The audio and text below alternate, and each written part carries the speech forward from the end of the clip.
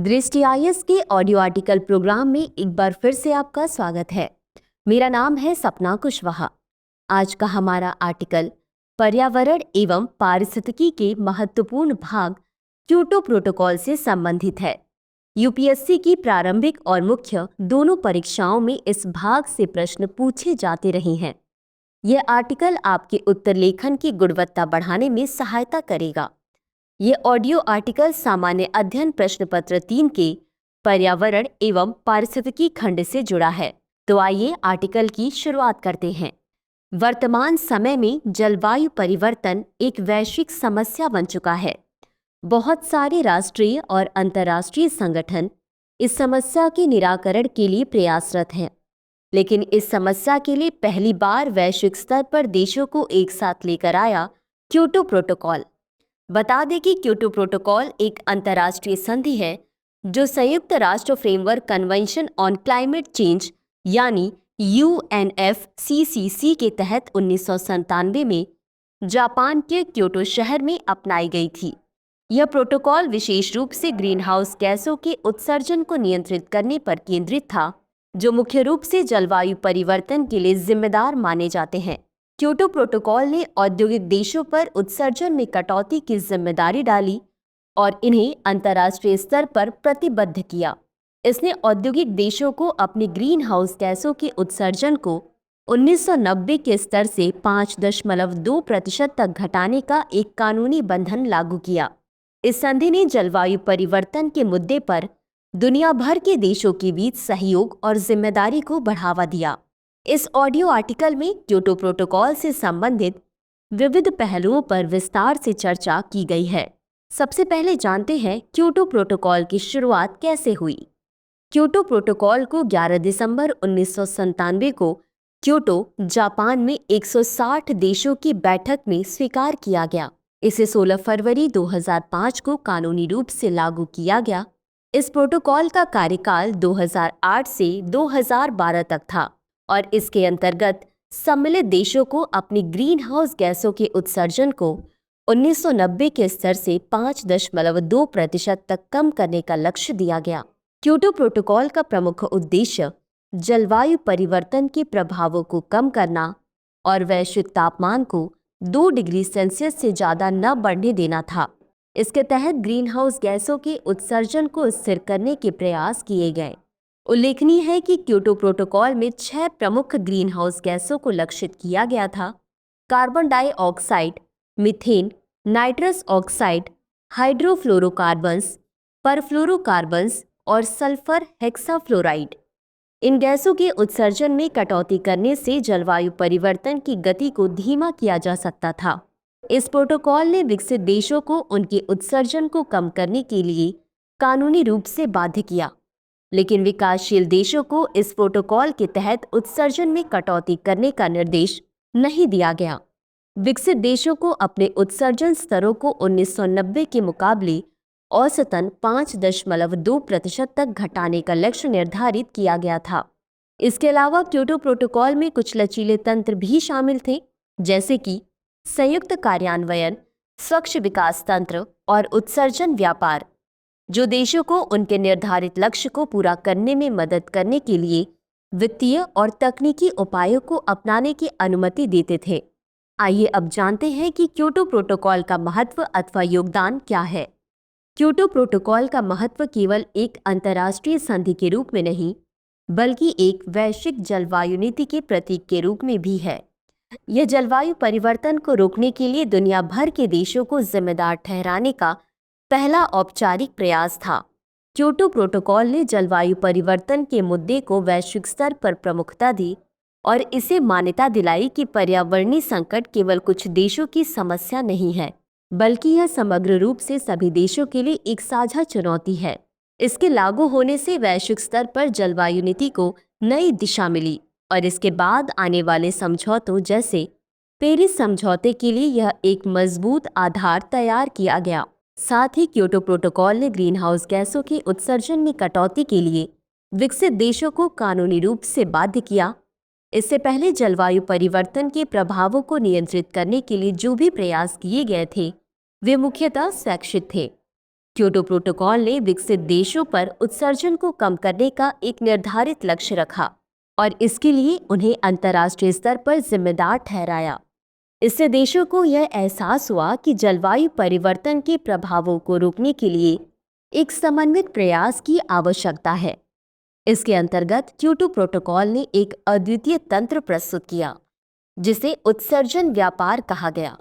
इसके तहत देशों को अपने उत्सर्जन में कमी लाने के लिए कार्बन क्रेडिट का व्यापार करने की अनुमति दी गई। यह तंत्र इस प्रकार काम करता था कि अगर कोई देश अपने निर्धारित उत्सर्जन सीमा से कम उत्सर्जन करता है तो वह अतिरिक्त उत्सर्जन क्रेडिट्स बेच सकता था। इसके द्वारा उत्सर्जन घटाने के लिए बाजार आधारित प्रोत्साहन प्राप्त हुए, जिससे देशों को उत्सर्जन में कमी लाने के लिए वित्तीय प्रोत्साहन मिला। आइए अब जानते हैं कि क्योटो प्रोटोकॉल के मुख्य उद्देश्य क्या थे। क्योटो प्रोटोकॉल का मुख्य उद्देश्य ग्रीन हाउस गैसों के उत्सर्जन को 1990 के स्तर से औसतन 5.2% कम करना था। इसे 2008 से 2012 के बीच पूरा करने का लक्ष्य रखा गया। साथ ही इस प्रोटोकॉल ने जिम्मेदारी का वितरण करते हुए विकसित देशों के लिए अधिक कठोर लक्ष्यों का निर्धारण किया। इसके तहत इन देशों को ग्रीन हाउस गैसों के उत्सर्जन को कम करने के लिए आवश्यक कदम उठाने थे। विकासशील देशों को इन लक्ष्यों का पालन करने की आवश्यकता नहीं थी, हालांकि वे कार्बन क्रेडिट्स के रूप में उत्सर्जन में कमी के लिए योगदान कर सकते थे। इसके अतिरिक्त इस प्रोटोकॉल में उत्सर्जन व्यापार और लचीले तंत्र पर भी ध्यान दिया गया। क्योटो प्रोटोकॉल में एक अनूठा तंत्र था जो उत्सर्जन व्यापार की अनुमति देता था।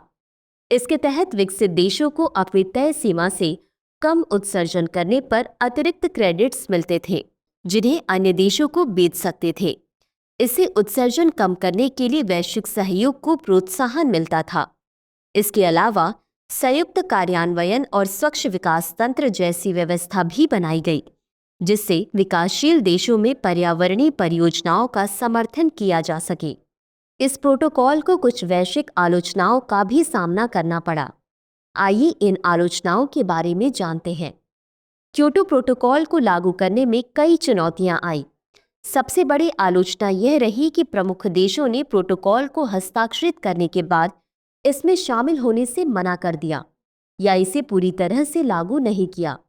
उदाहरण के लिए, अमेरिका ने क्योटो प्रोटोकॉल पर हस्ताक्षर करने के बाद 2001 में इसे रद्द कर दिया। अमेरिका ने इस प्रोटोकॉल से खुद को बाहर कर लिया था। दरअसल अमेरिकी सरकार का कहना था कि क्योटो प्रोटोकॉल विकासशील देशों को उत्सर्जन कटौती के लिए जिम्मेदार नहीं ठहराता और इससे अमेरिकी अर्थव्यवस्था पर नकारात्मक असर पड़ेगा। इसका परिणाम यह हुआ कि अमेरिका का अनुपस्थित होना वैश्विक उत्सर्जन में महत्वपूर्ण बदलाव को रोकने में एक बड़ा कारक साबित हुआ। इसके अलावा क्योटो प्रोटोकॉल ने विकासशील देशों को उत्सर्जन कटौती के लिए बाध्य नहीं किया। इस कारण कई विशेषज्ञों ने इसे असमान और अन्यायपूर्ण करार दिया, क्योंकि विकासशील देशों में औद्योगिकीकरण और शहरीकरण की प्रक्रिया तेजी से बढ़ रही थी और ये देश भी प्रदूषण में वृद्धि कर रहे थे। इसके बिना वैश्विक उत्सर्जन को नियंत्रित करना मुश्किल था। इस प्रोटोकॉल की एक आलोचना यह भी रही कि क्योटो प्रोटोकॉल ने अमेरिका जैसे देशों को उत्सर्जन कटौती के लिए कानूनी रूप से बाध्य नहीं किया। इसके अलावा क्योटो प्रोटोकॉल के उत्सर्जन में कटौती के लक्ष्य को भी कई पर्यावरणीय संगठनों ने अपर्याप्त माना। प्रोटोकॉल में निर्धारित 5.2% की उत्सर्जन कटौती का लक्ष्य जलवायु परिवर्तन को प्रभावी ढंग से नियंत्रित करने के लिए बहुत कम था, क्योंकि कई वैज्ञानिकों का मानना था कि इससे वैश्विक तापमान वृद्धि को पर्याप्त रूप से रोका नहीं जा सकेगा। क्योटो प्रोटोकॉल ने केवल 1990 के उत्सर्जन स्तर से 5.2% की कमी का लक्ष्य रखा था, जो जलवायु परिवर्तन के गंभीर प्रभावों को रोकने के लिए पर्याप्त नहीं था। इसके अलावा स्वच्छ विकास तंत्र जैसी योजनाओं के तहत विकासशील देशों को वित्तीय सहायता तो दी गई, लेकिन यह सहायता पर्याप्त नहीं थी और कई देशों को इससे अपेक्षित लाभ नहीं मिला। इसके परिणाम स्वरूप विकासशील देशों को जलवायु परिवर्तन से निपटने में समर्थन की कमी महसूस हुई। क्योटो प्रोटोकॉल में एक अन्य बड़ी आलोचना उत्सर्जन व्यापार तंत्र से संबंधित थी। जहां कार्बन क्रेडिट्स की खरीद और बिक्री की अनुमति दी गई थी।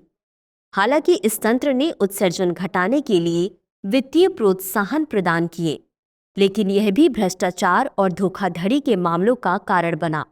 हालांकि इतनी आलोचनाओं के बावजूद क्योटो प्रोटोकॉल से कुछ लाभ भी हुए। आइए जानते हैं कि ये लाभ किस प्रकार के हैं। क्योटो प्रोटोकॉल के कई लाभ थे, जिनकी बदौलत यह जलवायु परिवर्तन के खिलाफ वैश्विक स्तर पर एक महत्वपूर्ण कदम साबित हुआ। सबसे पहले क्योटो प्रोटोकॉल ने जलवायु परिवर्तन को एक गंभीर वैश्विक समस्या के रूप में स्थापित किया और इसके समाधान के लिए अंतर्राष्ट्रीय सहयोग की आवश्यकता को स्पष्ट किया।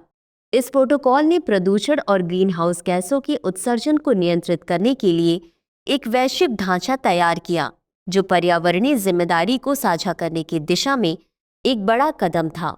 इसके तहत विकसित देशों को उत्सर्जन में कमी लाने के लिए कानूनी रूप से बाध्य किया गया, जो जलवायु परिवर्तन के प्रभावों को नियंत्रित करने में मदद करने के लिए आवश्यक था।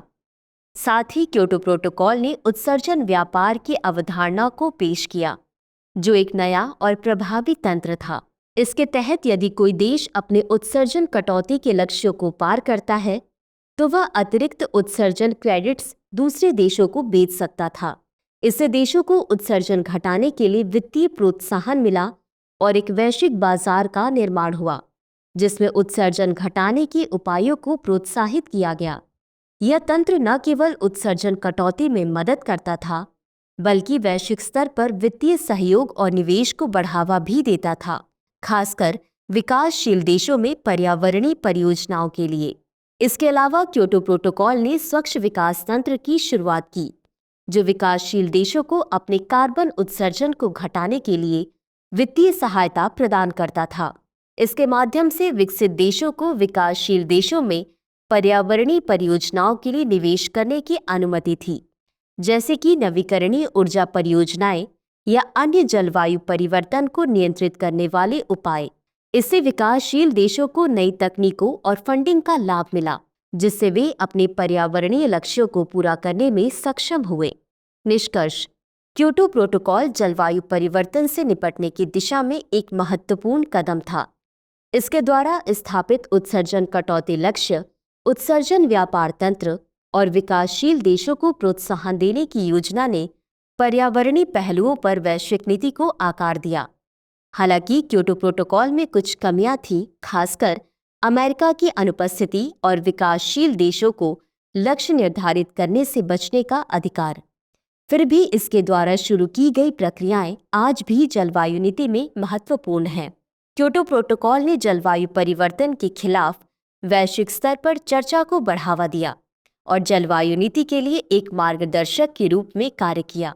हालांकि इसके बाद पेरिस समझौते जैसे और भी प्रभावी वैश्विक समझौते हुए, लेकिन क्योटो प्रोटोकॉल ने जलवायु परिवर्तन से निपटने के लिए अंतर्राष्ट्रीय सहयोग की नींव रखी। तो चर्चा को यही विराम देते हैं और नोट करते हैं आज का सवाल।